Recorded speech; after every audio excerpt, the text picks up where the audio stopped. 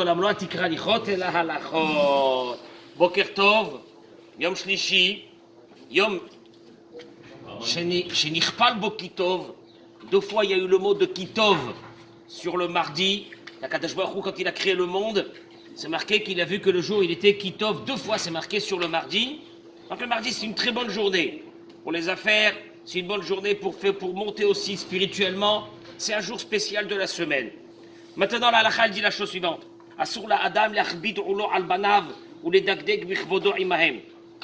Il est interdit aux parents de mettre ce qu'on appelle dans la halakha un joug lourd sur les enfants.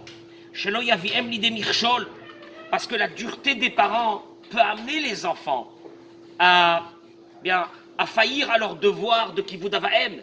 Quand il y a une relation qui est dure dans la maison, qui est intransigeante, surtout dans notre génération, cela peut amener les enfants à se rebeller. Je le dis toujours moi aux parents, c'est les mots qui pardonnent et qui ferment les yeux. C'est les mots de la halakha. Et qui ferment les yeux. Qu'est-ce que ça veut dire fermer les yeux? Quand je dis aux parents, sachez qu'à un moment donné, vous êtes dans une obligation de permuter entre une relation de parents, enfant, bébé, petit, fais ça, fais ça, fais ça. C'est normal. Parce qu'un enfant, quand il est encore jeune, il faut lui donner des barrières. Mais le problème, c'est de savoir qu'à un moment donné, l'enfant, lui, évolue. Il grandit et il commence à rentrer dans une maladie lourde qui durera plusieurs années, qu'on appelle cette maladie l'adolescence. Et aux parents, l'obligation de savoir qu'à un moment donné, ils devront permuter d'une relation de parent-enfant à une relation de parent-adolescent. Qui veut dire quoi? Tisser, et c'est la maladie du siècle, tisser des liens de respect. Car je le rappelle, quand un adolescent ou un enfant ou même un adulte a du respect, qui n'aime pas le respect? Qui n'aime pas? Trouvez-moi quelqu'un qui dit, moi le respect, je l'aime pas. On me respecte, mais j'aime pas ça du tout. Pas du tout. Tout le monde aime le respect. Et alors, il faut savoir une chose, c'est que si tu tisses des liens de respect avec cet enfant-là, en retour, des liens de respect, d'amitié. Oui, mais il me déçoit. Eh bien, la halakha, elle te dit, pardonne et ferme les yeux. Parce que ça ne servira plus à rien. Toi, tu veux t'accrocher avec lui à la même relation que tu as eue quand il était petit, c'est trop tard. C'est fini. Maintenant, à partir de maintenant, il y a quelqu'un qui est dans une sorte de maladie et qu'il a besoin qu'une seule chose, de l'amour et du respect pour passer cette maladie-là et qu'un peu plus tard, tu le récupères et tu pourras en faire de lui ce que tu veux. La pire des situations, c'est quand on a brisé une relation avec un adolescent et qu'il n'a plus confiance en nous et qu'il ne veut plus nous écouter. Et là, c'est terrible. Et je continue. Alors, il dit parce que, de toute façon, un parent qui a pardonné sur son honneur, malheureusement que des fois l'enfant a manqué sur son honneur, il a le droit de pardonner.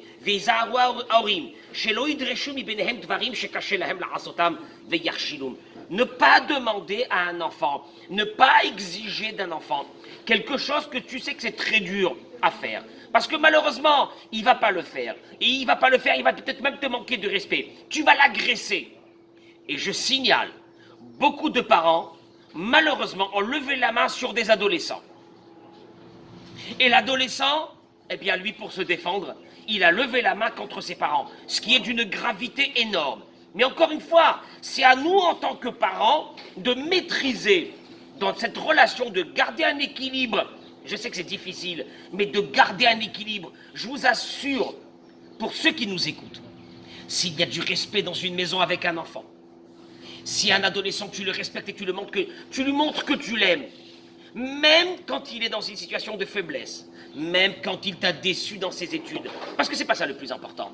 Le plus important, c'est que si cette relation, elle reste, à un moment donné, tu pourras le guider. Mais si malheureusement, il y a eu que justement, nous, on n'a pas su changer, on n'a pas su montrer cette mutation que nous aussi on devrait avoir vis-à-vis de l'enfant. Il s'est passé, c'est qu'on a perdu des adolescents et que malheureusement, on ne les a jamais récupérés. Et la maladie du siècle, elle est là. La maladie du siècle est là. C'est que nous, on n'a pas le temps. Nous, on veut que les enfants à la maison, c'est comme ça, puis ils nous embêtent, et puis c'est fini, et puis qui nous ont cassé la tête, et etc. Alors qu'un adolescent, c'est quelqu'un qui souffre. Il souffre, il est malade, il a 42 fièvres. Vous voulez de quoi de lui? Il souffre, son corps s'est mis à grandir. Son âme, elle est restée une âme de bébé. Il est complètement dans des rêves de ses réseaux sociaux et de ses machins. Et puis le pauvre, il voit que son corps, il n'est pas ce qu'il aurait voulu. Et il comprend pas pourquoi à la maison, on le serre plus dans les bras, on l'embrasse plus. Non, mais je passe pas, moi, il est un grand gaillard d'1m90. Qu'est-ce que je vais embrasser, moi, un grand gaillard d'1m90? Qu'est-ce que je vais le serrer dans mes bras? C'est un bébé. C'est un bébé. Aujourd'hui, un enfant jusqu'à 21 ans, c'est un bébé. Faut savoir que c'est un bébé. Pas shoot, c'est un bébé dans un corps d'un grand. Maintenant, c'est compliqué aujourd'hui. Et l'école, il veut pas aller à l'école, etc. Tu sais quoi? Laisse passer ce moment. Garde, tisse des liens extraordinaires avec lui. Ne rentre jamais dans une situation de dire je vais continuer, moi, à le diriger comme je l'ai fait quand il était petit. Je vous assure, c'est un signal d'alarme que je lance aujourd'hui à beaucoup de familles. Permutez, sachez évoluer vous aussi, en fonction, surtout quand on a le premier à la maison, le Bechor ou la Bechora. C'est très dur. Pourquoi? Parce qu'on n'a pas encore appris on n'a pas encore appris à contrôler cette mutation, à garder cet équilibre dans la maison. Et un enfant, quand il se sent respecté, un enfant quand il se sent aimé, eh bien tu lui dis, mon chéri, j'ai besoin que tu me fasses ça. Mon chéri, faut y aller faire ça. Mais c'est normal, mais quelqu'un qui te respecte a envie de le faire kiffer aussi. C'est une évidence. À quel moment un enfant il te dit non, je veux pas, j'en ai marre, je me casse, je m'en vais, je veux plus étudier, je veux plus rien faire. Au fait, il a un besoin, il a faim. Il a faim. Vous lui avez pas donné à manger, je suis désolé. Vous lui avez donné à manger du poulet, de la viande, il ne sait pas dû manger. Il a besoin d'une nourriture qui s'appelle ce kavod, cet amour. Il sent qu'il existe encore dans la maison. Il n'a pas besoin de sentir toute la journée qu'il vous a déçu. Parce que quand quelqu'un, tu lui montres toute la journée, tu me déçois, oh là là, tu me déçois. À un moment donné, cet enfant-là, ou cet adulte, ça peut être n'importe qui, même dans une relation dans le travail, on n'a plus envie de rester avec des personnes comme ça. Que toute la journée, ils nous renvoient une image de nous qui est négative. Mais ça va pas. Mais moi, je comprends même pas pourquoi j'ai changé dans ma tête, pourquoi je suis devenu comme ça. Mais je sais une chose, c'est que dans la maison, il n'y a plus personne qui m'aime. En tout cas, c'est ce que l'enfant, lui, ressent. Donc, comprenez, c'est très grave. Et c'est ce qu'elle te dit là, Halakha. Elle te dit, il faut qu'il ferme l'œil, il faut fermer ses yeux, il faut pas faire attention à ce qu'il fait. Et il t'a manqué une fois de respect, c'est pas grave. Retourne vers lui. Pourquoi? Parce que l'oïd reshoum benehem. ולכן, אם האב צריך לאיזה שירות מבנו וחושש פן לא ישמע לו, לא יאמר לו בלשון ציווי. Quand un père a besoin de demander à son fils quelque chose, qu'il ne le dise pas avec un langage comment dirais-je, de tzivouille, d'ordre total. Et là, derrière Etzatova, mon chéri, mon fils, tu sais quoi, quand tu enrobes quelque chose d'une façon bien, on a envie de le faire. Mais quand tu viens, tu m'agresses comme ça, tu me sautes dessus, papa ou maman, tu m'as sauté dessus comme ça, moi j'ai pas envie de le faire. J'ai pas envie de le faire. J'ai pas envie qu'on me commande. Parce que c'est normal qu'il n'a pas envie qu'on le commande, et je termine avec ça. Vous savez pourquoi il n'a pas envie qu'on le commande? Parce qu'il veut prendre maintenant, eh bien, ses distances vis-à-vis de ses parents. Et vous savez pourquoi? Parce qu'en fait, cette mutation va lui permettre un jour de sortir de la maison et de créer son propre foyer. Et donc, c'est pour ça qu'il a besoin d'avoir cette autonomie à lui. Et à un moment donné, il dit, c'est moi qui décide. Vous déciderez pas pour moi. Je fais ce que je veux, etc. Au fait, c'est une mutation qui est à l'intérieur de son âme qui est en train de se faire. Pour qu'un jour, lui-même, il peut aller créer et construire sa page. Et en espérant que de nos enfants sortiront, Be'ezrat Hashem, de la patience, de l'amitié, du kavod. Jamais ça a donné quelque chose de mal, ça.